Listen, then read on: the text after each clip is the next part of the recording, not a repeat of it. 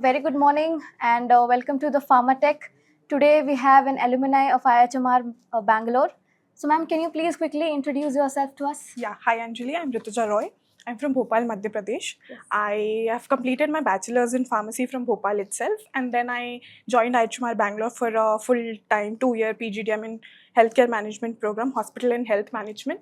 I am from batch 22-24, and my specialization was health IT, and afterwards I got placed to Narayana Health through campus placement into supply chain. So it's been 2 years now. I have around 2 years of work experience into the same.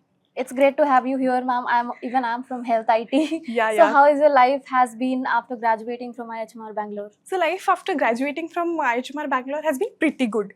So the entire experiences and the skills that we had learned in college in 2 years have really been, uh, very helpful in shaping the career and shaping my 2 years, right from the soft skills, right from the faculties input to you, or the modules, or the entire holistic approach Yes. at IHMR has been really, instrumental, and it has helped me level up in life is what I would say. And it also helped me evolve both professionally and personally. Yeah, that's really insightful, ma'am. Thank you so much. Well, just a quick question for the students, especially like me or somebody else who wants to join supply chain or pharma industry. What are the skills they should focus on themselves to, upskill themselves basically? Yeah, so supply chain seems to be a very, simple process or oriented department, I would say, but it is actually very critical.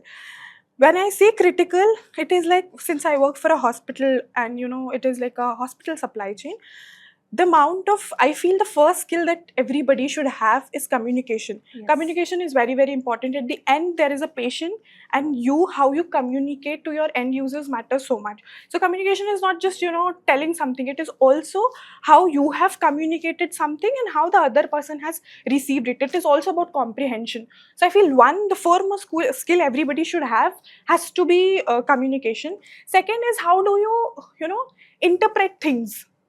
Interpretation of the data that is being given to you is very, very important. It could be, how you interpret data in form of so many tools available. Now we are into the world of AI.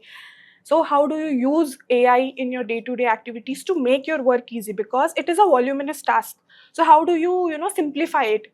So I would say you should be a little, not very, very tech savvy, but a little where you get your things done. And besides that, I feel subject knowledge, of course. Yes. Which of course happens, when you start working, it gets added on a daily basis. So it is that. And another is, I feel, being into healthcare, you should also be very empathetic, because there's a patient at the end who is suffering and you are there to help.